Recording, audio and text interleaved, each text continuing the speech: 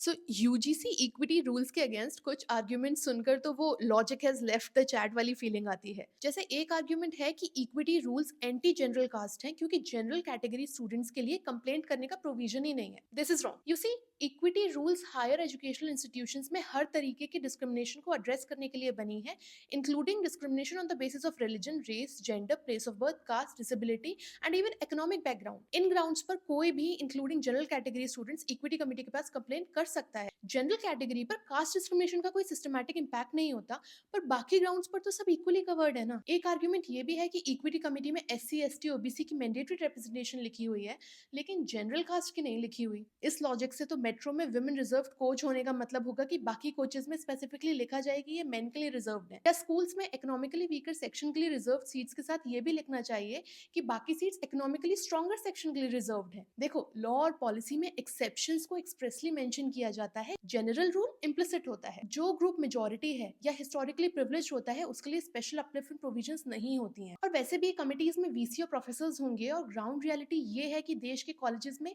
80% faculty upper caste से है। ऐसे में जनरल रिप्रेजेंटेशन एब्सेंट हो ही नहीं सकती। कुछ लोग कमिटी में कंप्लेन को ही जेल जाने के बराबर समझ रहे हैं, जो कि गलत है। कमिटी एविडेंस और स्टेटमेंट्स देखकर सिर्फ रिकमेंडेशन देती है, और उसके अगेंस्ट भी आप अपील कर सकते हो। ये भी कहा जा रहा है कि डिस्क्रिमिनेशन के लिए पहले से लॉज एग्जिस्ट करते थे, तो नए रूल्स की क्या जरूरत है। तो मेरा सवाल ये है कि अगर एग्जिस्टिंग पॉलिसीज काफी थी, तो पिछले 5 सालों में एजुकेशनल इंस्टीट्यूशंस में ही कास्ट बेस्ड डिस्क्रिमिनेशन के केसेस कम होने के बजाय 118% कैसे बढ़ गए। Think about it.